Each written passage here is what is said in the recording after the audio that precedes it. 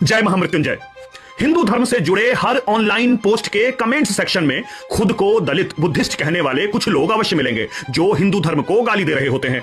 यह विषय मेरे लिए प्राथमिकता था तो नहीं, पर हिंदू अब धर्म निंदा नहीं सहेगा। आज आप सबका मुंह हमेशा के लिए बंद हो जाएगा।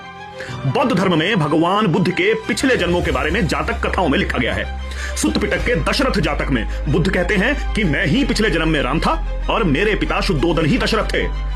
अब जब अंबेडकर जी ने हिंदुओं को बौद्ध बनाते वक्त 22 कसमें खिलाई, उसकी 5वीं कसम थी कि हम बुद्ध को विष्णु अवतार नहीं मानेंगे। मगर यहां तो बुद्ध खुद कह रहे हैं कि वो विष्णु के अवतार राम का पुनर्जन्म है। अब यहां से यह भी पता चलता है कि बुद्ध श्री राम को जानते थे, मगर वेदों के विद्यार्थी श्री राम ने कभी नहीं कहा कि वो बुद्ध को जानते हैं। अब आप उन लोगों को टैग करके पूछिए जिनके अनुसार बुद्ध धर्म तो वेदों से भी पहले का है, वेद तो आर्य लेके आए थे। दूसरा, एकलव्य, जिसने जरासंध के साथ मिलकर मथुरा पर आक्रमण किया और उसका वध श्री कृष्ण ने स्वयं किया। नियति से बड़ा तो कुछ भी नहीं है। जो 4 उंगलियों के साथ भगवान कृष्ण पर हमला करने चल दिया, सोचिए 5 उंगलियों और गुरु द्रोण की शिक्षा के साथ वो क्या क्या करता। तीसरा, कर्ण का सूतपुत्र होना। भगवान परशुराम के पिता जमदग्नि की हत्या क्षत्रियों ने की, इसलिए उनकी भ्रष्ट क्षत्रियों से शत्रुता हमें पता है। कर्ण ने परशुराम से झूठ बोलकर कि मैं तो आप ही के गोत्र का ब्राह्मण हूं, शस्त्र विद्या सीखने का प्रयास किया। सच पता लगने पर परशुराम ने कर्ण से पूछा कि तुम असल में हो कौन? तो कर्ण बोला, मैं एक सूतपुत्र हूं, क्षत्रिय पिता और ब्राह्मण मां की संतान।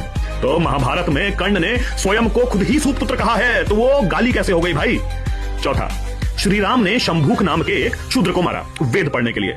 अब यह कहानी है रामायण के उत्तरकांड की, जो मूल वाल्मीकि रामायण का हिस्सा कभी था ही नहीं। उत्तरकांड में ही श्री राम ने सीता जी को धोबी के कहने पर छोड़ दिया, या अग्नि परीक्षा जैसी बकवास बातें भी हैं। लगभग हर लिंग्विस्टिक एक्सपर्ट यह मानता है कि उत्तरकांड की राइटिंग स्टाइल बाकी रामायण से नहीं मिलती, उसे बाद में जोड़ा गया है। रामायण समाप्त हो जाती है श्री राम के अयोध्या वापस पहुंचने पर। पांचवा, पुष्यमित्र शुंग, एक ब्राह्मण जिसने बौद्धों को मारा और बौद्ध स्तूप तोड़े। अच्छा, मगर श्रीलंका के बौद्ध साहित्यिक महावंश के अनुसार पुष्यमित्र के साम्राज्य में बिहार बंगाल के बौद्ध स्तूपों को छुआ भी नहीं गया। असल में हुआ ये कि पुष्यमित्र पर जब ग्रीक्स यवनों ने आक्रमण किया, तब सकल यानी आज के सियालकोट के बौद्धों ने ग्रीक्स का साथ दिया। इसलिए सकल के बौद्धों से बदला लेना एक राजनीतिक कारण था, धार्मिक नहीं। बाकी दलित शब्द ही 19वीं शताब्दी की राजनीति की उपज है। इसीलिए शूद्र जो शब्द शास्त्र से है, या गांधी का हरिजन जो भगवान विष्णु से जुड़ा है, उसे हमारी डिक्शनरी से मिटा दिया गया। दलित हिंदू नहीं है स्थापित जो करना था।